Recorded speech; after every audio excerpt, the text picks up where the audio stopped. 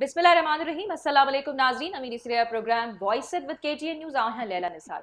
नाज़रीन, अमां सभिनी खे मुंहिंजी ऐं समूरी केटीएन जी सथ पारां नए साल 2023 जूं लख लख वाधायूं हुजनि। असीं उमेद कयूं था ऐं दुआगो बि आहियूं त साल 2023 असां सभिनी जे लाइ ख़ुशियूं खणी अचे। यकीनन 2022 जी जेतोणीक ॻाल्हि कजे तमामु ॾुखियो साल रहियो। सभ खां वॾी जेकी शइ जी असीं अगरि ॻाल्हि कयूं या पॉइंट आउट कयूं त उहो जेका ॿोॾि सबबु तबाही मची आहे उहा वॾे पैमाने ताईं मची ऐं तमामु ख़तरनाक क़िस्म जी हुई। यकीनन कोई एक्सपेक्ट त कोन पियो करे त एॾे वॾे दर्जे जी थी सघे थी, पर पहिरियां खां ई इहे अलर्ट्स अहिड़े क़िस्म जा जारी ईंदा हुया त अहिड़ो कुझु थी सघे थो ऐं उन हवाले सां तयारी रखण में तमामु लाज़िम हुई, जेका अनफॉर्चुनेटली असांखे नज़र कोन आई, जंहिंजा जेके कॉन्सिक्वेंसिस आहिनि उहे असीं हिन वक़्त ताईं अफ़सोस सां भोगे रहिया आहियूं। सो बहरहाल सियासी हवाले सां बि 2022 साल जेको आहे तमामु घणो सुठो कोन रहियो। सियासी इंस्टेबिलिटी हिकु अहिड़ी शइ आहे जेका हर साल असांखे वधंदे ई नज़र ईंदी आहे ऐं हाणे बि जेके सियासी मसइला आहिनि उहे ईअं चओ त हिन साल में बाक़ाइदा तौर ते दाख़िल थी चुका आहिनि ऐं जेके मसइला 2022 में अटकियल हुया साॻा ई मसइला हिन वक़्त ताईं हली रहिया आहिनि। ऐं टें तरफ़ मौशी बहिरान जी त लाज़मन असां ॻाल्हि कंदासीं त मौशी बहिरान बि एग्ज़िस्ट करे थो ऐं उमेद कयूं था त हिन साल में असीं दुआ बि कयूं था त उहो न वधे ऐं उनखे स्टेबलाइज़ करण में असांजा जेके स्टेक होल्डर्स आहिनि पंहिंजो भरपूर किरदारु अदा कनि। बहरहाल अॼोके प्रोग्राम में असांजो जेको मोटो आहे, असांजो मक़सदु जेको आहे करण जो, असीं यादि कंदासीं उन्हनि ॿोॾि मुतासिरनि खे। न सिर्फ़ु यादि कंदासीं पर अॼु अहिड़ो पैनल जो जेको आहे तव्हां सां आउं तारुफ़ कराईंदी हलंदसि जो उन्हनि खां असीं सॉल्यूशन कढण जी कोशिशि कंदासीं त ॿोॾि सबबु जेका तबाही मती, जेको घणे में घणो नुक़सानु असीं ईअं चऊं त उन्हनि आबादगारनि खे थियो, ॿोॾि मुतासिरनि खे थियो, जेके मुतासिर थिया इन समूरी सूरत हाल में। हाणे हिकिड़ो स्टेप जेको आहे, अगरि असां अञा जेको आहे उन स्टेप जी ॻाल्हि कयूं, अॻिते वारे स्टेप जी, या ईअं चऊं त जंहिं शइ में असांखे अॻु भराई नज़र अचणु खपे उन जी असीं ॻाल्हि कंदासीं त हाणे छा आहे। छो त हुकूमत जेके वाइदा दावा कंदी आई, जेसिताईं उहे पूरा न कंदी असां तेसीं ताईं उन्हनि खे यादि बि कराईंदा रहंदासीं। सो पंहिंजे महिमाननि जो आउं तारुफ़ तव्हां सां करायां थी, उन्हनि सां तमामु अहम ॻाल्हि थींदी, सॉल्यूशन थी, हल जे तरफ़ असीं वेंदासीं त हिन वक़्तु जेके मुतासिर आहिनि उन्हनि जी मदद जेको आहे इंश्योरेंस जे ज़रिए या क्रॉप इंश्योरेंस छा आहे, इहे सभु शयूं मिली करे कीअं मदद करे सघनि थियूं, उन्हनि खे बहाली जी तरफ़ कीअं वठी सघनि थियूं। सो महिमान जो तारुफ़ तव्हां सां कराईंदी हलां थी त मूंखे स्टूडियोज़ में जॉइन कयो आहे डॉक्टर ख़ावर जमील, जेके तव्हांखे स्टूडियो में वेठल नज़र ईंदा। ॿिए पासे उहे वफ़ाक़ी इंश्योरेंस मुहतसिब आहिनि, उन्हनि सां असीं इंश्योरेंस जे हवाले सां, इंश्योरेंस पॉलिसीज़ जे हवाले सां ॻाल्हाईंदासीं त आम तौर ते आम माण्हुनि खे कहिड़ियूं शिकायतूं रहनि थियूं ऐं हाणे हिन दौर में उहे ॿोॾि मुतासिरनि जूं डॉक्टर ख़ावर जमील साहब कीअं मदद करे रहा हैं। डॉक्टर ख़ावर, आपका बहुत शुक्रिया कि आपने टाइम निकाला इस अहम मौजू पे बात करने के लिए, और आपको भी नए साल की बहुत बहुत मुबारकबाद हो। तो वॾी महिरबानी तव्हांजी बि। ऐं ॿिए तरफ़ तव्हांखे वेठल नज़र ईंदा महफ़ूज़ उर्साणी साहब, जेके आबादगार आहिनि, उन्हनि सां बि तमामु अहम ॻाल्हि ॿोल असीं कंदासीं त महफ़ूज़ साहब जो बीइंग आबादगार छा चवण आहे ऐं कहिड़ा मसइला उन्हनि थोरो कंसाइज़ उन्हनि खां मालूम कंदासीं। त असीं सॼे साल ई ॾिठोसीं, असां बाक़ाइदा ॿोॾि वारनि इशूज़ खे हाईलाइट कंदा आयासीं, पर कंसाइज़ उन्हनि खां इहो असीं आंसर रिसीव करण जी बि कोशिशि कंदासीं। सो महफ़ूज़ साहब, तव्हांजी बि वॾी महिरबानी त तव्हां टाइम कढियो ऐं स्टूडियोज़ में आयो, थैंक यू वेरी मच। ऐं टे तरफ़ तव्हांखे ख़ालिद मेमण साहब बि असांखे जेको आहे ज़ूम लिंक जे ज़रिए उन्हनि जॉइन कयो आहे, जेकी एक्स सेक्रेटरी आहिनि आपाशी जा, उन्हनि सां बि असीं ॻाल्हि ॿोल कंदासीं। ख़ालिद साहब, तव्हांखे बि नए साल जूं, महफ़ूज़ साहब तव्हांखे बि नए साल जूं वॾी मुबारकूं हुजनि ऐं महिरबानी ख़ालिद साहब तव्हांजी त तव्हां बि टाइम कढियो। ऐं ॿिए तरफ़ असांखे नाज़रीन जॉइन कयो आहे ग़ज़ाला सियाल साहब, जेके पीपल्स पार्टी सां तालुक़ु रखनि थियूं, सीनियर अॻवान आहिनि, MP आहिनि, उन्हनि सां बि ॻाल्हि ॿोल कंदी। उन्हनि खां बि अॼु असीं सवाल कंदासीं त आख़िर हिन वक़्त ताईं ॿोॾि मुतासिरनि जो छा स्टेटस आहे। तव्हां खोड़ दावा कया हुया, वाइदा बि कया हुया, जेके असीं कोशिशि करे तव्हां जीअं चयो त तव्हांखे यादि कराईंदा रहंदासीं जेसीं ताईं तव्हां पूरा नथा कयो। ग़ज़ाला साहब, अस्सलाम वालेकुम, तव्हांखे बि नए साल जूं वॾियूं मुबारकूं हुजनि ऐं महिरबानी टाइम कढण जे लाइ। जी, ग़ज़ाला साहब जो साहिबा जो मूं वटि न आवाज़ एतिरो ख़ासि कोन पहुचे पियो टीम सां। जी जी बिल्कुलु, जी जी ठीकु आहे, ओके, महिरबानी ग़ज़ाला साहिब। जी ग़ज़ाला साहिब, शुरू कयूं पिया प्रोग्राम। तव्हां सभिनी महिमाननि जी इजाज़त सां डॉक्टर ख़ावर जमील असां सां मौजूदु आहिनि। असीं कोशिशि कयूं था त अॼु जे प्रोग्राम मां सॉल्यूशन जी तरफ़ वञूं ऐं अहम ॻाल्हि कयूं। ऐं अहम ॻाल्हि असीं इहा कंदासीं त ॿोॾि मुतासिरनि जी जेको इंश्योरेंस जो खातो हुजे थो, इहे कीअं उन्हनि जी मदद करे सघनि था। तमाम मेहमानों की इजाज़त से मैं शुरुआत जो है डॉक्टर ख़ावर जमील से करना चाहूँगी। डॉक्टर ख़ावर, आप बताइएगा अपने बारे में, और पहला जो ये पूरा साल जो है बहुत मुश्किल साल रहा, स्पेशली जो क्लाइमेट चेंज के नतीजे में जिसके कॉन्सिक्वेंसेस हम अब तक भुगत रहे हैं, दे आर एक्सट्रीमली डिवेस्टेटिंग। ठीक है, तो आप बताइए कि अब एक आगे वाला स्टेप जो है क्या है, जो कि सैलाब मुतासरीन को लाजमन पता होना चाहिए, और आप किस तरह से उनकी मदद कर रहे हैं? इसमें एक्चुअली जितना इंश्योरेंस के हवाले से मैं कहूँगा कि अवेयरनेस ग्रास रूट लेवल तक नहीं है। जो आपने फरमाया उसमें सैलाब मुतासरीन काफ़ी ज़्यादा जो फैक्ट्री से मुतासर हुए हैं, तो इसमें मुख्तलिफ़ चीज़ें, क्योंकि ऑल पाकिस्तान लेवल पे हम देख रहे हैं चारों प्रोविंसेस को कर रहे हैं, तो उसमें जो कुछ किया उसमें एक तो ये था कि ओम्बड्समैन के थ्रू जिसके भी इंश्योरेंस क्रॉप्स थी या इनकी लाइव स्टॉक्स में था, मवेशी वगैरह जो भी इनके इंश्योर्ड थे, तो उनको हमने प्रायोरिटी देते हुए करवाए। विद इन 60 डेज़ तो हमारा एक मैंडेटरी है कि हम रिजॉल्व करते हैं। जो भी इंश्योरेंस कराता है इन चीज़ों का, अपने क्रॉप्स का या किसी भी जनरल इंश्योरेंस में ये आती हैं, तो 60 दिन के अंदर हम फ़ौरन को हल करते हैं। इनका महीनों में और हफ्तों के अंदर किया गया। इवन टेलीफोन कॉल हुई है और पता चला है कि कोई प्रॉब्लम है, तो वही उस डिस्ट्रिक्ट के अंदर डिविजनल लेवल पे जो भी मेरे ऑफिसर्स बैठे हुए थे, कहा कि इसको करें। और इवन कंपनी से डायरेक्टली मैंने खुद रिक्वेस्ट की कि इसमें कोई अच्छी बात है कि मतलब रिक्वेस्ट करना कि जी ये नेशनल इंटरेस्ट की बात है, लोग तकलीफ में, उनकी और ये आप तकलीफ सिंध की बात कर रहे हैं? मैं सिंध की बात कर अच्छा। रहा हूँ। और सिंध की भी ऑल ओवर पाकिस्तान भी, इसमें पंजाब भी है, सूबे सरहद भी है, बलूचिस्तान भी। तो लेकिन चूंकि इस तबाही के दौरान सिंध बहुत ज्यादा बहुत मुतासिर हुआ बहुत ना, ज़्यादा तो उस हिसाब से मैं मुतासिर पूछ रही हूँ। सिंध बहुत ज़्यादा मुतासिर हुआ। तो इसमें फिर ये हुआ था, प्रेसिडेंट साहब ने इसमें से एक क्रॉप इंश्योरेंस के ऊपर एक नेशनल लेवल पे एक कमेटी बनाई, मीटिंग्स की, जिसकी और मुसलसल वो चल रही हैं फॉलोअप मीटिंग्स में, और एक नेशनल पॉलिसी बना रहे हैं कि सबको, क्योंकि बहुत से लोगों को अवेयरनेस नहीं है कि क्रॉप्स को जो इंश्योर करें या लाइव स्टॉक्स को, तो उस पर क्या बिल्कुल आगाही नहीं है कि क्रॉप को किस तरह से इंश्योर करें। इस Exactly. पे हम लाजमन आएंगे, क्योंकि आज हमारा मेन पॉइंट यही है कि क्रॉप इंश्योरेंस होती क्या है, क्रॉप इंश्योरेंस थींदी छा आहे। डॉक्टर साहब खां असीं यकीनन सम्झंदासीं। असां सां गॾु मौजूदु आहिनि गज़ाला सियाल साहिबा। गज़ाला साहिबा, तव्हांजी तरफ़ आउं अचणु चाहींदुसि, उमेद आहे तव्हांखे आवाज़ मुंहिंजो क्लियरली ईंदो हूंदो। गज़ाला साहिबा, जेके वाइदा कयासीं हुकूमत ॿोॾि मुतासिरनि जे लाइ, ऐं हीउ सबूरो साल बि तमामु घणो ॾुखियो रहियो इन हवाले सां, क्लाइमेट चेंज जे नतीजे में जेका तबाही मची आहे, थोरी घणी इंसानी कोताहियूं बि हुयूं हुन में।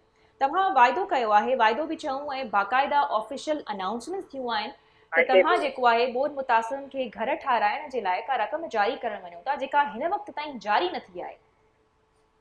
हा हलो, महिरबानी अथी। मां तव्हांखे अदा जेको चयो उनजी त ॻाल्हि मूंखे काई सम्झ में न आई, बाक़ी बिल्कुलु वाइदो कयो आहे।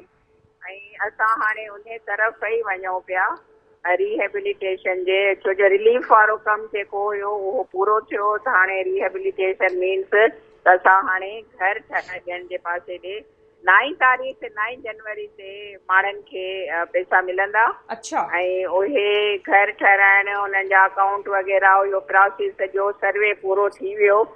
जिते असांजा 22 ज़िलनि में सैलाब इहो बोर्ड आई हुई, उन्हनि 22 ज़िलनि जे हर DC ऑफिसर कमेटियूं ठहियल हुयूं। उन्हनि बाक़ाइदा फौजी बि हुया, रेंजर्स हुई, पुलिस हुई, ऐं मुख़्तियारकार हुयो, तपेदार हुया, छो जो तपे वारा मुख़्तियारकार वारनि खे उन्हनि एरिया जी ख़बर हुई।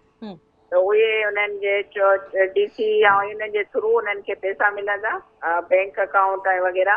त 9 जनवरी ते इंशाल्लाह उन्हनि खे पेमेंट थींदी ऐं हू पंहिंजा घर ठाहिराइण शुरू कंदा 3 फेज़ में।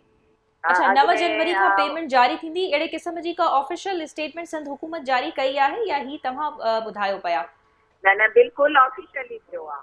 अच्छा, ठीकु आहे। ख़ैर, असांजी नॉलेज में न आहे, जेकॾहिं छो त असीं जंहिं बि स्टेक होल्डर खे MP खे ऑन बोर्ड वरितो आहे, त उन्हनि सिर्फ़ु आसरा ॾिना आहिनि त कुझु ॾींहं में थियण सॼो जेको आहे असां नवंबर सॼो महीनो ऐं दिसंबर उन में सर्वे मुकमल थी वियो आहे। ठीकु। छठी असांजी सर्वे मुकमल थी ऐं उन जा प्रोसेस हलनि पिया। 9 जनवरी ते ऑफिशियली अनाउंस थियो आहे ऐं ऑफिशियली उन्हनि खे पेमेंट मिलंदी वेंदी, ताकी हू पंहिंजा फर्स्ट 3 फेज़ तो पंहिंजा पहिरियां तो पंहिंजा मटीरियल वग़ैरह वठंदा, पैसा मिलंदा, पोइ वरी पंहिंजा कमु शुरू कंदा ऐं 3 फेज़ में उन्हनि खे फाइनल पैसा जेको जेतिरो जंहिंजो नुक़सानु थियो आहे, कंहिंखे 3 लख मिलंदा, कंहिंखे 2 लख मिलंदा, कंहिंखे जंहिंजो घणो नुक़सानु थियो आहे उनखे वधीक मिलंदा, तो इहो कमु शुरू थी वियो आहे। इंशाल्लाह दुआ कयो जेको वाइदो असां कयो आहे माण्हुनि सां उहो पूरो थिए ऐं बिल्कुलु 9 जनवरी ते इंशाल्लाह माण्हुनि खे पैसा मिलणु शुरू थी वेंदा।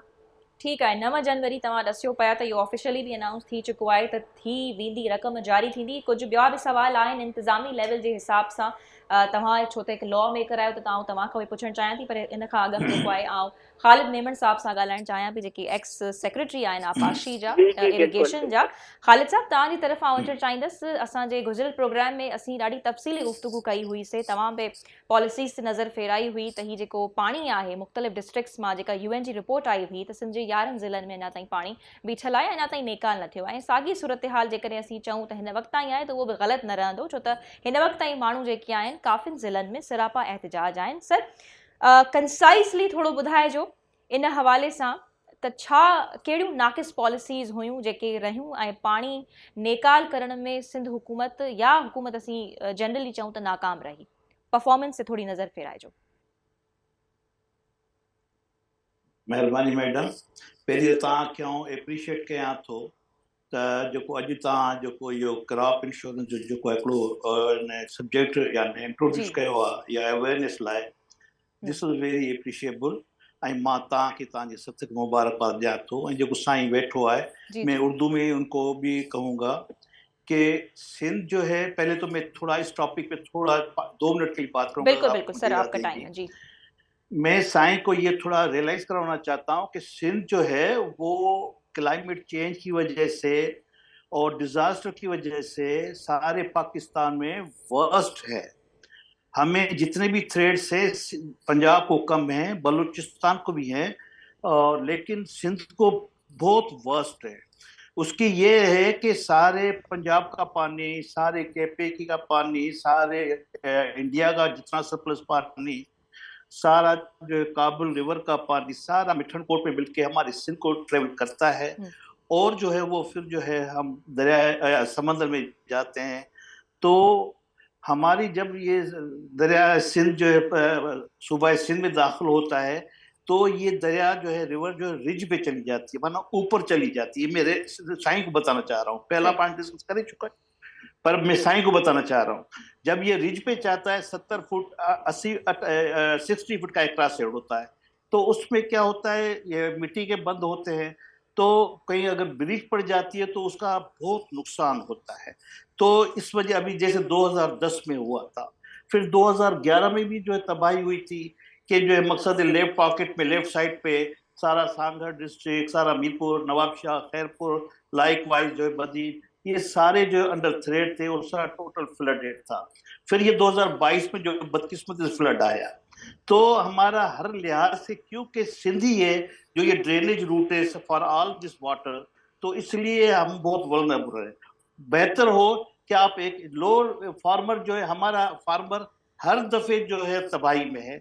अभी वो संभलता नहीं है कि फिर डिजास्टर आ जाता है, वो संभलता नहीं है, फिर डिजास्टर आ जाता है। मैं साईं को एक सबमिशन दूंगा, एक एडवाइस दूंगा, सजेशन दूंगा कि क्यों ना आप जो है गवर्नमेंट लेवल पे, फेडरल गवर्नमेंट और प्रोविंशियल लेवल जो है इस प्रोजेक्ट को जो है आप खुद जो है अफोर्ड करें, और जो जो छोटा फार्मर है, जो पुअर फार्मर है और जो लो लाइन एरियाज में है, और उसको जो है उसकी कुछ TRs बना लें। मैंने भी कुछ बनाई है, मैं साईं को भेजूंगा। तो आप क्यों ना गवर्नमेंट की तरफ से ये एक पैकेज दे रहे हैं हमारे सिंध लोगों को, सिंध के लोगों को, क्योंकि सिंध का आदमी जो है, हमारा फार्मर जो है, हमारा बेचारा जो विलेज का बंदा है, आदमी है, वो हमेशा डिजास्टर पे रहता है। तो ये मेरी एक सिंपल सबमिशन थी, तो मेहरबानी। बाक़ी हाणे मां अचां थो तव्हांजे जवाब ते मैडम। ॻाल्हि इहा आहे त इन ते पाण कंहिं वक़्त खां अगस्त खां रोईंदा आया आहियूं। छा आहे जो केरु ॿुधण वारो कोन्हे। पाणी आहे, पाणी निकिरी वेंदो, हवा में निकिरंदो, यानी मां हमेशह इहो जुमिलो चवंदो आहियां, पाणी कुदरती निकिरंदो, असांखे कुझु एफर्ट्स न आहिनि वठणा। मां हिकु दफ़ो वियोसीं, मां 2 दफ़ा वियो आहियां साइड्स ते। मां जॾहिं हिकिड़े वॾे फ्लड एरिया में ट्रैक्टरनि ते हिकिड़ा 4 इंच जे 5 इंच पाइप जेके आहिनि उन मां पाणी कढंदे, लिफ्ट कंदे या ड्रेन आउट कंदे ॾिठो, मूंखे ॾाढो ॾुख थियो। मूंखे सची पई ॾाढो ॾुख थियो त भाई हेॾो पाणी आहे, तव्हां ट्रैक्टर ते पाणी कढो था, तव्हांखे त वॾा टर्बाइन्स आणणु घुरिजनि हा। तव्हांखे वॾो हिकिड़ो जेको माण्हू खे इमीडिएट रिलीफ ॾियणो घुरिजे, कहिड़ो माण्हू ॾोह कयो। ही कुदरती डिज़ास्टर कोन्हे, कुदरती डिज़ास्टर 40% आहे, बरसातूं पयूं आहिनि बिल्कुलु त घणियूं थियूं आहिनि, क्लाइमेट चेंज आहे, असांखे थ्रेट आहे, बिल्कुलु सही था चऊं। पर छा असां तयारी कई? छा असां तयारु रहियासीं? छा असां पंहिंजे बंदनि खे सही संभालियो? छा 2000 जो सबक़ु पिरायोसीं? 2011 जो सबक़ु पिरायोसीं? न। मूंखे त डपु आहे त असां 2022 जो सबक़ु कोन पिराईंदासीं। इहे 4 महीना हूंदा आहिनि, खोट में बि रोईंदासीं ऐं जेकॾहिं फ्लड अचे त ठीक है, यानी तव्हां हुकूमती पॉलिसीज़ मां तमामु मायूस आहियो। जीअं तव्हां पाणी जी नेकाली जी बि ॻाल्हि कई, इहो ई पुछणु चाहियां पई, छो त ग़ज़ाला साहिबा मां मैडम मायूस इन लाइ हिकिड़ो मिंट रुको, आउं बस पंहिंजी ॻाल्हि ख़तमु ठीक है, कंदुसि। ओके मायूस आउं कोन आहियां, ख़ुदा मायूसी का गुनाह का बचाए। मां पंहिंजी सिंध गवर्नमेंट खे अर्ज़ थो कयां त ख़ुदा जे वास्ते पंहिंजे इंजीनियर्स खे, पंहिंजे असां इंजीनियर खे ट्रेनिंग ॾियो। मां सच थो चवां पंहिंजे तव्हांजे चैनल तां, छो जो केटिन वॾो हिकिड़ो वॉइस आहे, मां तव्हांजे महफ़त हिकिड़ो नंढिड़ो मिसाल हुनखे गवर्नमेंट खे पहुचाइण थो चाहियां। रब थो ॼाणे त हिन डिज़ास्टर में मां ठीक ठाक इंजीनियर खां पुछियो त बाबा गेज छा आहे ऐं पंहिंजी वाटर लेवल छा आहे। सच थो चवां त हुन इंजीनियर खे जेके इंचार्ज, मां नालो किथे नथो वठां या किथे इल्ज़ाम त अची कोन थो कयां, पर मां पंहिंजी कैपेसिटी बिल्डिंग ॻाल्हि थो कयां। ठीक है, ख़ालिद साहब तव्हांजो पॉइंट अची वियो। असीं ॿियनि पैनलिस्ट जी तरफ़ बि वञणु चाहियूं पिया, ख़बर न हुई। ऐं जीअं ग़ज़ाला साहिबा बि लाइन ते मौजूद आहिनि त इहा पॉइंट असां उन्हनि जे साम्हूं बि रखूं था त पॉलिसीज़ जे हवाले सां तव्हां यकीनन मायूसी, थोरी घणी डिसअपॉइंटमेंट त ज़रूरु आहे ई न, तॾहिं तव्हां इहे ॻाल्हियूं चयो पिया। इंजीनियर्स जी जेकी ट्रेनिंग जी तव्हां ॻाल्हि कयो पिया, तव्हां उन्हनि खां कुझु सवाल पुछा, ऐं तव्हां ख़ैर पाण बि हिन फील्ड में रही चुका आहियो, त इहा पॉइंट असीं ग़ज़ाला साहिबा जे या ॿियनि पैनलिस्ट जे अॻियां ज़रूरु रखंदासीं। अचूं था पंहिंजे महफ़ूज़ साहब जेके आबादगार आहिनि, उन्हनि खां असीं थोरा हिननि हारियुनि जे मसइलनि ते बि ॻाल्हाए वठूं था, ऐं पोइ डॉक्टर ख़ाबर जी तरफ़ बि आऊंदसि। त महफ़ूज़ साहब तव्हां बि ॿुधाइजो त ओवरऑल साल जेको आहे आबादगारनि जे लाइ कीअं रहियो, ऐं यकीनन बोर्ड त ॾाढी तबाही मचाई, थोरी हिन ते रोशनी विझी छॾियो, ऐं छा कहिड़ा मसइला आहिनि जेके हिन वक़्त ताईं एग्ज़िस्ट कनि था, उन्हनि ते कंहिं क़िस्म जो को कम ई न थियो आहे। महिरबानी लैला साहिब, तव्हां मूंखे मौक़ो ॾिनो। ॻाल्हि इहा आहे त पोएं साल जेको आहे उहो इलाही ॾुखियो साल रहियो। अलाह साईं अहिड़ो वक़्तु वरी आबादगारनि ते न आणे, ऐं इंशाअल्लाह 2023 जेको आहे उहो असां रिकवरी बि कयूं, ऐं पोइ असां जेको आहे पंहिंजे पेरनि ते जहिड़ा बि थी थियूं। हाणे ॾिसो, ॻाल्हि इहा आहे त जॾहिं बरसातूं पवणु शुरू थियूं जुलाई जे महीने में, उनखां पहिरां सोक जो टाइम हो, पाणी न हो, ऐं सोक जे करे जेके उहे ईअं असां परेशानी में हुआसीं। प्लस तव्हां ॾिसो इन्फ्लेशन जेकी महांगाई वधी पए, उन वक़्तु बि डबल डिजिट महांगाई वधी पए, त असां इन ॿुधर में हुआसीं त भई कॉस्ट ऑफ जेकी असांजी एग्रीकल्चर आहे ऐं जेकी कम्यूनिटी जी प्राइसिस आहिनि, उन्हनि में एॾो वॾो गैप हो जो उनखे हलाइणु इकोनॉमिकली एग्रीकल्चर खे वॾो प्रॉब्लम हो। पर उनखां पोइ जॾहिं बरसातूं आयूं आहिनि त तव्हांखे हैरत थींदी त जेके पहिरां जेके असेसमेंट्स थियूं, ऐं असां ई असेसमेंट कयूं पिए, मज़े जी ॻाल्हि इहा आहे त गवर्नमेंट जो को बि इदारो असेसमेंट करण जे लाइ तयारु न हो। सिंधाबाद खां तव्हां ॾिसो न, तव्हां जेको आहे उहो क्रॉस दी बोर्ड तक़रीबन 40 मिलियन एकड़ फीट पाणी जेको आहे उहो बाद जी मां तव्हांखे ॻाल्हि ॿुधायां थो। जीअं साईं ख़ालिद अहमद साहब ॿुधाइनि पिया त जेको क्वांटम ऑफ वाटर हो, उहो एतिरो वॾो क्वांटम ऑफ वाटर हो, जंहिंसां जेको नुक़सानु जेको थियो, मां सिर्फ़ु तव्हांखे इहो ॿुधायां थो त गवर्नमेंट जी सूरत हाल छा रही ऐं उन जी जेकी परफॉर्मेंस रही उहो केॾी त पैथेटिक हुई जो हुननि पहिरां असेसमेंट न कई, ऐं इहो तख़मीनो असां उन्हनि खे ॿुधायोसीं बि 50 अरब रुपए जो असांखे लॉस थियो आहे, ऐं गवर्नमेंट बि पोइ हुनखे कोट करणु शुरू कयो, 50 अरब जो लॉस थियो आहे। पर तव्हांखे हैरत थींदी टू कट शॉर्ट, जॾहिं हुनखे वर्ल्ड बैंक जॾहिं हुनजी फाइनल तख़मीनो कयो त 7.5 अरब रुपए जो नुक़सानु थियो। 30 बिलियन डॉलर जो अगरि तव्हां नुक़सानु खे अगरि पाकिस्तानी रुपीज़ में कयो त 7.5 अरब रुपए जो नुक़सानु आहे, जंहिंखे असां शुरू में 50 अरब रुपए जो तख़मीनो हुयो पिए। त इन जो मतिलबु इहो थियो त असां त जेकी बि असांजी क्रॉप हुई ऑलमोस्ट 80% असांजी क्रॉप ख़तमु थी हुई, जेको असांजो GDP में असांजो हिसो सॼे पाकिस्तान जो, उनजो असां जेको आहे उहो तक़रीबन 50% लॉस करे वियासीं। त असां कंहिं पोज़ीशन में न आहियूं जो असां दुबारा पंहिंजे पेरनि ते पाण रिकवर करे सघूं, चाहे उहो इंश्योरेंस हुजे। बिल्कुलु साॻियो वक़्तु हले पियो। मां तव्हांखे मज़ीद ॻाल्हि ॿुधायां, ग़ज़ाला साहिबा बि वेठी आहिनि जेके प्रेज़ेंट करनि थी पियो गवर्नमेंट खे, त 300 मिलियन डॉलर जो जेको आहे उहो वर्ल्ड बैंक प्रोजेक्ट अप्रूव कयो। सिंध गवर्नमेंट हिकिड़ो रुपयो कोन ॾिनो आहे, वो प्रोजेक्ट कोन अच्छा ठाहियो उन्हनि हाणे आहे सॉरी मां इंटरफेयर कयां पई महफूज़ साहब उन्हनि हाणे अप्रूव कयो आहे न वर्ल्ड बैंक ते वर्ल्ड बैंक अप्रूव कयो आहे ही सभु वर्ल्ड बैंक जा गलती शायद ट्रांसफर न थी आहे ही रक़म सभु सॉरी वर्ल्ड बैंक जा प्रोजेक्ट आहिनि हींअर बि जेको आहे उहो $1.7 बिलियन जो वर्ल्ड बैंक जो 5 प्रोग्राम उन में 5 कंपोनेंट्स आहिनि जंहिंमें एग्रीकल्चर जी रिहेबिलिटेशन बि आहे उनमें वुमेन ऐं चिल्ड्रन जी हेल्थ जे हवाले सां बि आहे सॼियूं शयूं मौजूदु जी आहिनि 5 प्रोजेक्ट्स जे लाइ हुननि इहा पर रक़म ॾिसो जारी कई ॻाल्हि आहे इहा आहे त असेसमेंट न थी सघी वर्ल्ड बैंक इन्हनि मना करे छॾियो त असां भाण ऐं ॿिज जेको आहे उहो सप्लाई नथा करे सघूं असांजी जेकी आहे उहो तपेदार ऐं मुख़्तियारकारनि जी सर्वे जेकी उहा अञा बि हले पई ऐं उहा अञा बि कंप्लीट कोन थी सघी आहे ऐं उन में तव्हांखे ख़बर आहे त इशू इहो ई आहे त कैपेसिटी न आहे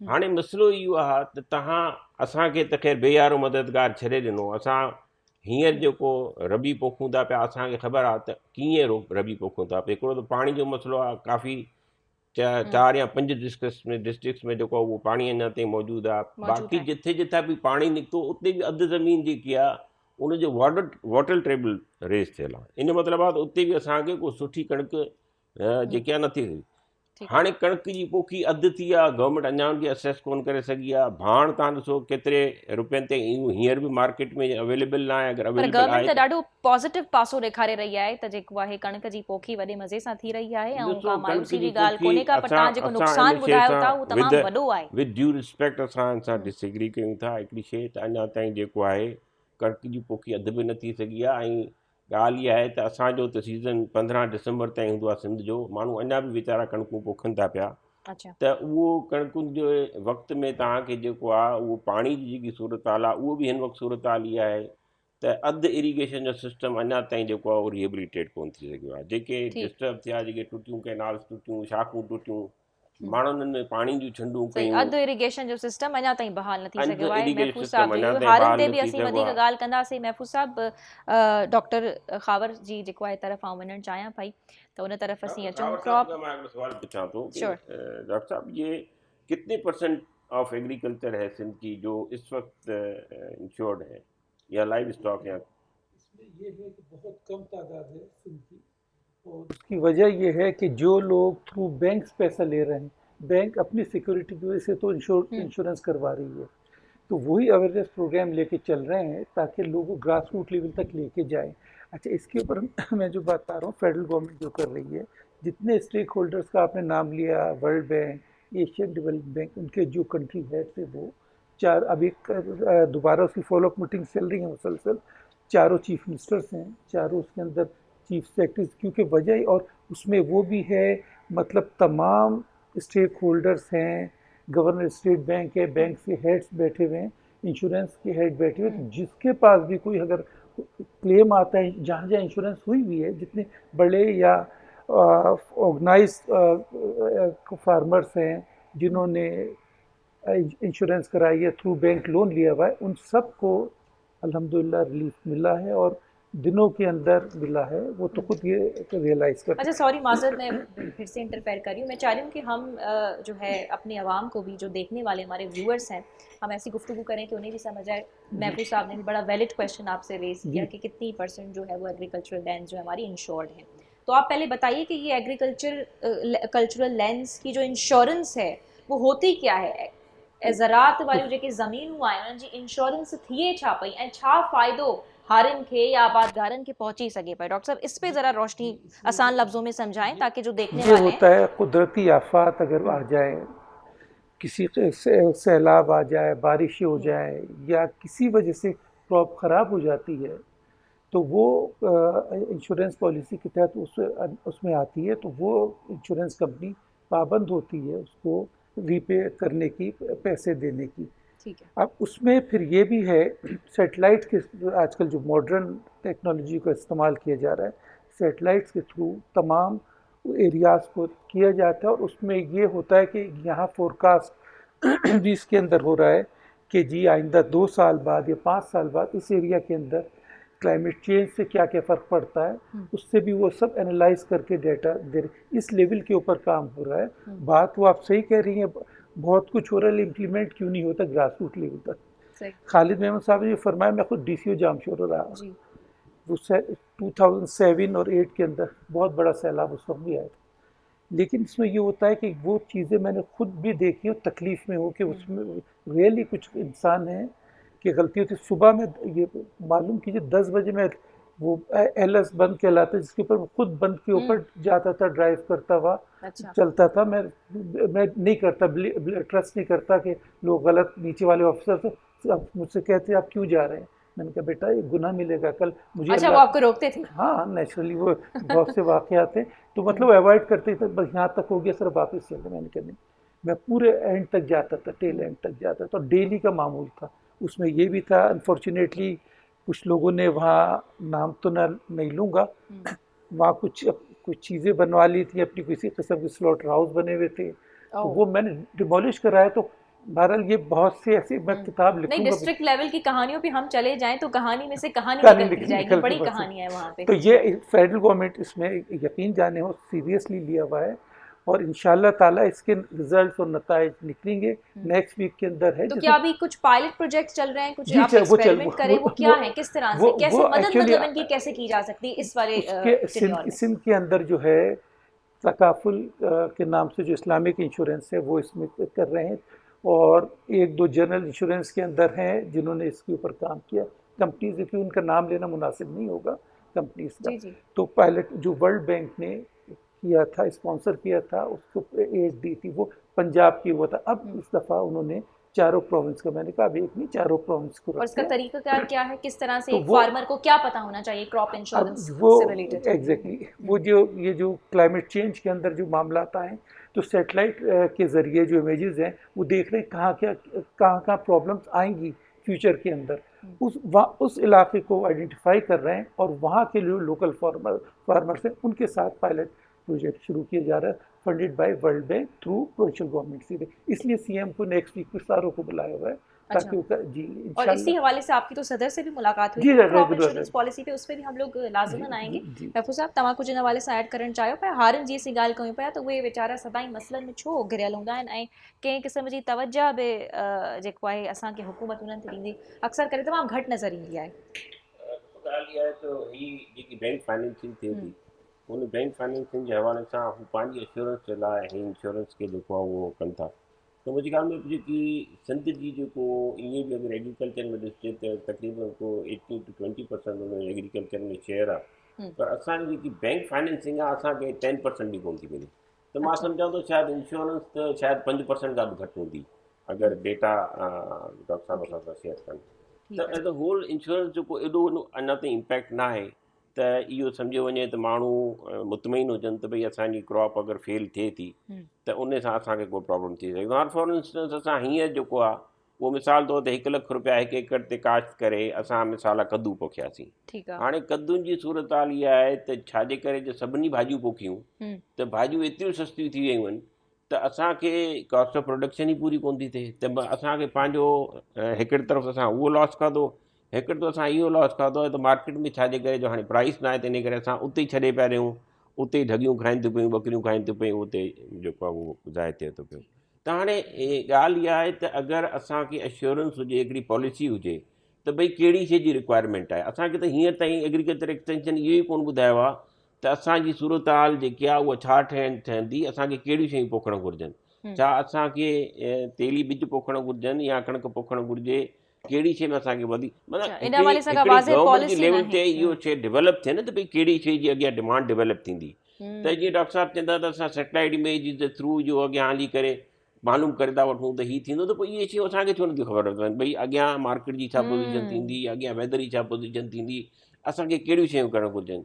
लिहाज़ा असां त हीअं जीअं मूं लफ़्ज़ इस्तेमालु कयो त बेयारो मददगार आहियूं, पंहिंजे पेरनि ते पाण बीहण जी कोशिशि कयूं था पिया ऐं असांजी जेके हिन वक़्त ताईं जेके सिर्फ़ु वादनि जे हद ताईं शयूं जेके आहिनि ॿुधण में अचनि थियूं पियूं, पर का बि अमली क़दम ऐं उन लेवल ते यानी आगाही जो जेकॾहिं मां पॉइंट आउट कयां त वॾो फुक़दान आहे। जीअं डॉक्टर साहब जी सैटेलाइट जो बि वॾो फुक़दान आहे, इंश्योरेंस पॉलिसी जी ॻाल्हि कयो पिया, क्रॉप इंश्योरेंस पॉलिसी जी न, क्या पॉइंट्स में चाह रहा हूँ क्लियर हो जाए किस लिहाज से। देखिए बात ये है कि आपके कितने लोग हैं जो इस चीज़ में, एजेंट्स कितने हैं जो इस चीज़ में इन्वॉल्व हैं, जो लोगों को डिसमिनेट कर रहे हो इन्फॉर्मेशन, कितने लोग अप्रोच कर रहे हैं। There are millions of farmers, तो how big your team is जो आपकी वहाँ जाके लोगों को परसू कर रही हो और बता रही हो कि जी ये चीज आपकी यानी एक इतने आम बेनिफिट फार्मर को जाती है। नहीं पता कि आम फार्मर क्रॉप को नहीं पता, इंश्योरेंस पॉलिसी क्या है, उसकी बिल्कुल वो भी नहीं क्या पता। कैसे उसको गवर्नमेंट फैसिलिटेट कर सकती है। वो तो बेचारा बस अपनी शिकायतों में मसरूफ होता है, क्योंकि उससे जाके कोई बात ही नहीं करता, ना ही उसे वो ऑन बोर्ड कोई लेता है स्टेक होल्डर, ताकि उसके मसले एड्रेस हो सकें। अगर अभी आपके पायलट प्रोजेक्ट शुरू हो रहे हैं तो वी आर हम एक्सपेक्ट कर रहे हैं कि आगे आने वाले सिंध कुछ में आ सालों रहे में ये हैं चीजें जी, होंगी। अब ये सारे मसाइल, सॉरी डॉक्टर खावर, मैं आपकी बात को काट रही हूँ। गजाला साहिबा असां लाइन ते मौजूद आहिनि? जी, गजाला साहिबा लाइन ते आहिनि मौजूद?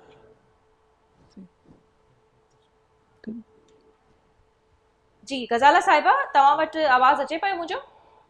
जी बिल्कुल बिल्कुल गजाला साहिबा, अचे तव्हां पियो। गुफ़्तगू ॿुधी सॼी पैनलिस्ट जी। असीं क्रॉप इंश्योरेंस ते फोकस कयूं पिया त जेके असांजा हारी भाइर आहिनि, या जेके असांजूं भेनरूं आहिनि, जेके फीमेल फार्मर्स बि आहिनि, उहे बि असांखे सिंध में त बाक़ाइदा तौर ते तमामु एक्टिव नज़र ईंदियूं आहिनि, त क्रॉप इंश्योरेंस जे हवाले सां तमामु घटि आगाही आहे। जीअं डॉक्टर खावर बि पैनल में शामिल आहिनि, हू बि क्रॉप इंश्योरेंस जे हवाले सां असांखे ॿुधाइनि था त उहो छा थिए थी, ऐं हाणे उहे जेके उन्हनि पायलट प्रोजेक्ट्स ते हू वर्क कनि था, कहिड़े हिसाब सां कनि था। सो शुरूआति जीअं सभिनी पैनलिस्ट जा कंसर्न्स आऊं, छो त तव्हां हुकूमत खां बिलोंग कयो था, तव्हांजे साम्हूं रखंदसि त हिकु त ॻाल्हि, पाणी नेकाली जो वॾो मसइलो रहियो हिन वक़्त ताईं बि आहे। माण्हू एहतिजाज बि कनि पिया, रड़ियूं दाहूं बि कनि पिया त पर ख़ुदा जे वास्ते असांजे मोहल्ले मां, असांजे डिस्ट्रिक्ट मां जेको आहे, तव्हां अची करे पाणी निकाल कयो, या एटलीस्ट रोड जेके आहिनि उहे साफ़ सुथरा ठाहे ॾियो। ऐं ॿियो कंसर्न जेको आहे, ख़ालिद मेमण साहिबु शो कयो त जेको आहे तमामु वॾो फुक़दान आहे पॉलिसीज़ जो बि, ऐं इंजीनियर्स जेके आहिनि, चीफ इंजीनियर्स इरिगेशन जे हवाले सां जेके उन्हनि में अचनि था, उन डोमेन में लाइ कनि था, उन शइ जो बि वॾो फुक़दान आहे त उहे प्रॉपरली ट्रेंड न आहिनि। इन कंसर्न खे बि एड्रेस कजो, ऐं क्रॉप इंश्योरेंस जी आगाही जो फुक़दान हुजण खे बि एड्रेस कजो त छा लाइ। नादिया, असल में लैला, असां वारनि जी जी जेके ॻाल्हियूं कयूं तमामु बहितरीन, ऐं क्रॉप इंश्योरेंस जी जेका जी, ॻाल्हि अक्सर कई करे वई। नाज़िया साहिबा सां प्रोग्राम कंदियूं आहिनि, त इन जे करे लैला गज़ाला साहिबा। जी अच्छा लेला, ओ जी जी, सॉरी लेला, इट्स ओके।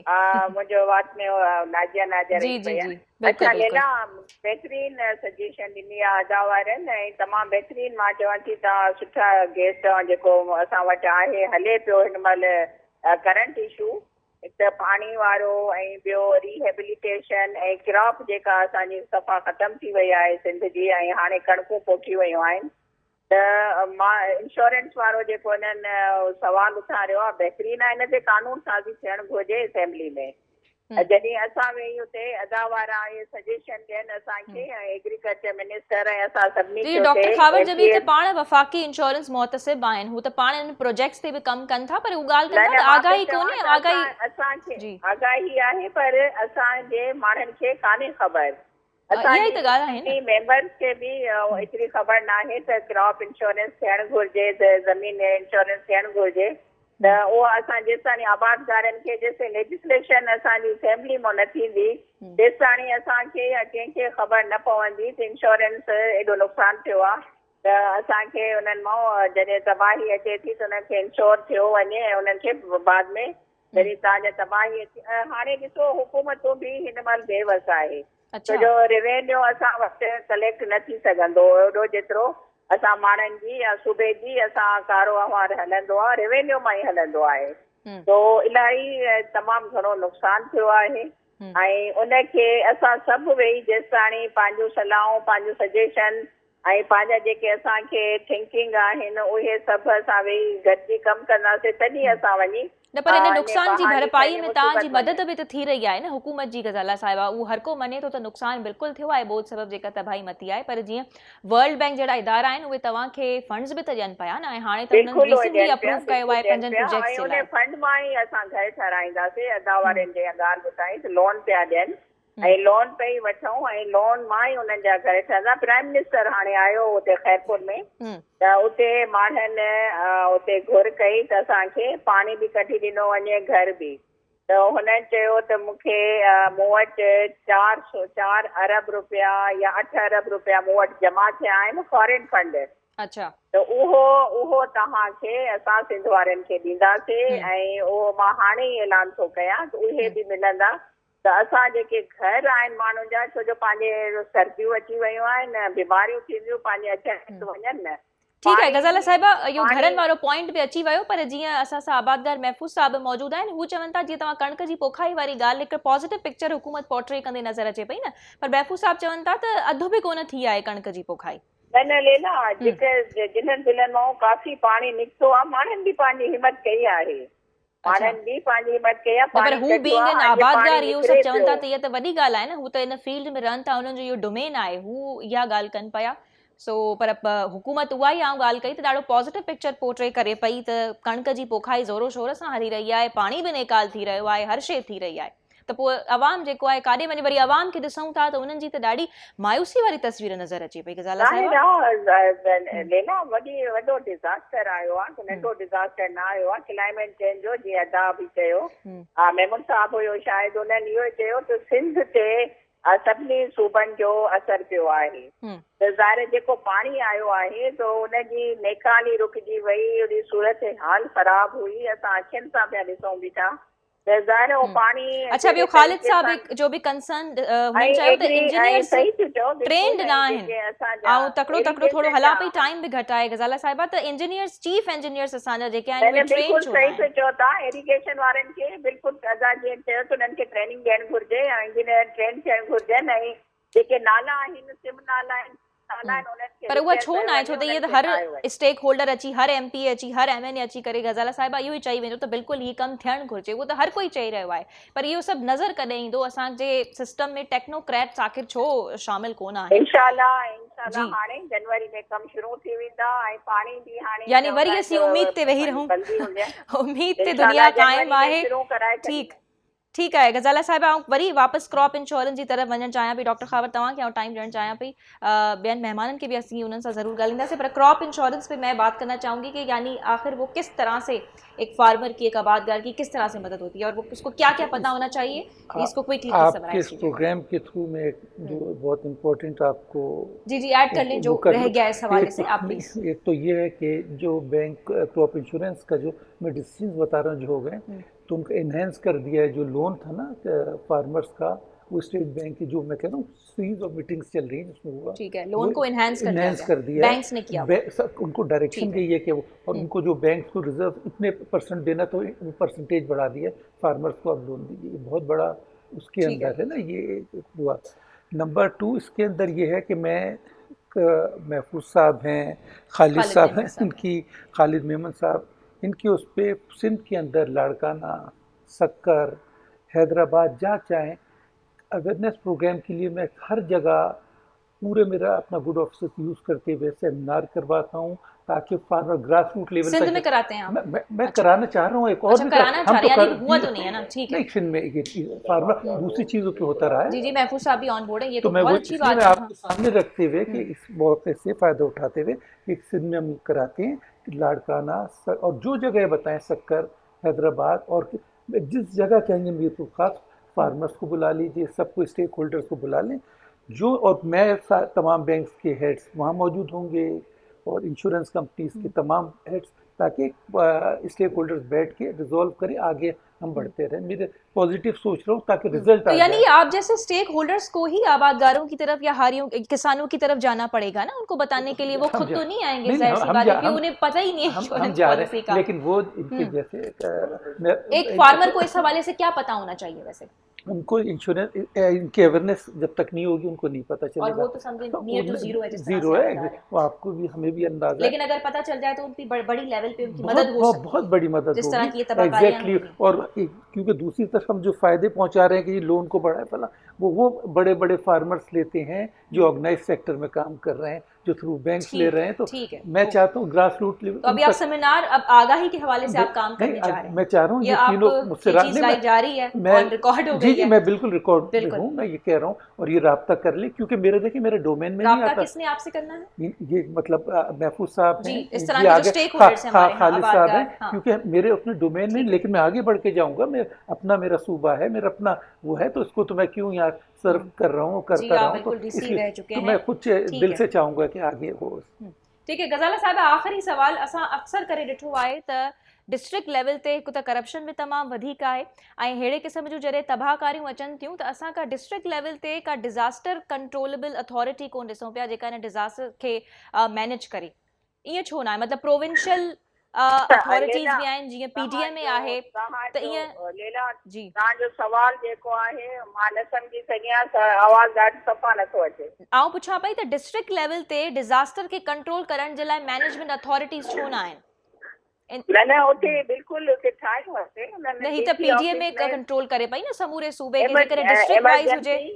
डिस्ट्रिक्ट लेवल ते एमरजेंसी सेल ठाहिया विया हुया, जंहिंमें हर तहसील जा जेके एसीज आहिनि उहे हुया, उते DC बाक़ाइदा मॉनिटर पिया कनि ऐं मॉनिटरिंग हले पई ऐं जेको पर उहे मातहत त PTM जे कमु कनि पिया न।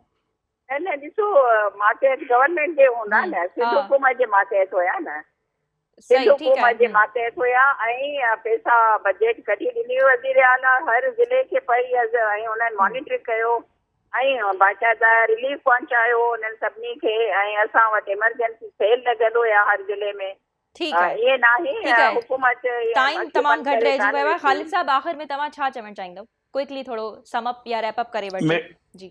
जी मैडम, पहले तो मैं साईं को ये अर्ज करूंगा कि पहले तो मैं अपनी वॉलंटरी सर्विस ऑफर करता हूं और साईं को मैं बताता हूं कि आप अभी सैटेलाइट पे काम करना चाह रहे हैं, लेकिन मैं 2010, 11, 12 पे कर चुका हूं। अच्छा। मेरे पास सिंध की ईच एंड एवरी इंफॉर्मेशन है जो मैं आपसे शेयर कर सकता हूं। नंबर 2 बात यह है कि मां पंहिंजी सिंध गवर्नमेंट के अर्ज कंदुसि त महिरबानी करे पानी सिंध के बचायो, पानी के रस्तो ॾियो, अलाह जे वास्ते रिवर के बचायो, रिवर के रस्तो ॾियो। ठीक है, आउं ॿुधाए थो छॾियां अजी गज़ाल लाइन ते आहे त जेकॾहिं 8-10 लख पाणी आयो न, मूंखे मुंहिंजा अलाह मां घड़ी घड़ी हर फोरम ते दाऊं कंदो आहियां, ख़ुदा जे वास्ते जागो, न त को वरी नुक़सान ब्रीच पइजी वेंदो। बिल्कुल तयारी तमाम ज़रूरी आहे। महफूज़ साहब, ख़ालिद साहब सॉरी कटणो थो पए, टाइम तमाम घटि आहे। जी महफूज़ साहब। बिल्कुल मां सम्झां थो ख़ालिद साहब सही ॻाल्हि था कनि ऐं सुठियूं ॻाल्हियूं थियूं आहिनि, पॉज़िटिव ॻाल्हियूं थियूं आहिनि। असांजो डॉक्टर साहब बि सही ॻाल्हियूं कयूं आहिनि, असां बि कोलैबोरेशन कयूं आहे। ख़ालिद साहब सही ॻाल्हि चई आहे त इहो डिज़ास्टर अगरि हिन साल आयो आहे त इहो अची सघनि था, इहो ईअं न आहे जो वन टाइम थियो आहे। जॾहिं क्लाइमेट चेंज जी ॻाल्हि आहे त क्लाइमेट चेंज काफ़ी शयूं अॻे अचण वारे वक़्तु असांखे हुन जे लाइ प्रिपेयर थियणु घुरिजे।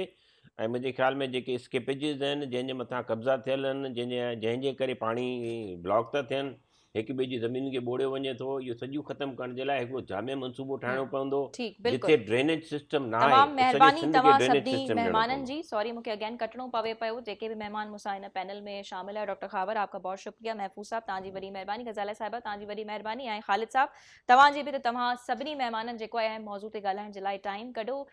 मौज़ू तमामु वसी हुयो, हिन ते असीं ॻाल्हाइण जे लाइ वियूं आहे। जीअं त डॉक्टर खावर असांखे आगाही जे हवाले सां क्रॉप इंश्योरेंस जे हवाले सां आगाही ॾियनि पिया। हुननि इहा ॻाल्हि कई आहे त अक्सर करे हारियुनि खे इंश्योरेंस पॉलिसी जी बिल्कुलु ख़बर न आहे, ऐं ज़ाहिर आहे अहिड़े स्टेक होल्डर जॾहिं वञी करे उन्हनि खे ॿुधाईंदा त तॾहिं ख़बर पइजी वेंदी। सेमिनार्स जी ॻाल्हि कई आहे त हू ऐं ॿियो ख़ालिद साहब पाण हुननि खे पंहिंजी वॉलंटरी सर्विसिस ऑफर कयूं आहिनि, त इन खां वधीक छा ॻाल्हि थी सघे थी। त यकीनन ही अहिड़ा स्टेक होल्डर्स जॾहिं मिली करे हिकिड़े पेज ते कमु करणु लॻंदा त वॾी तब्दीली अची सघे थी। सो बहरहाल दुआ कयूं था त 2023 साल सभिनी जे लाइ सुठो रहे ऐं असांजो मुल्क तरक़ी जी तरफ़ वञे।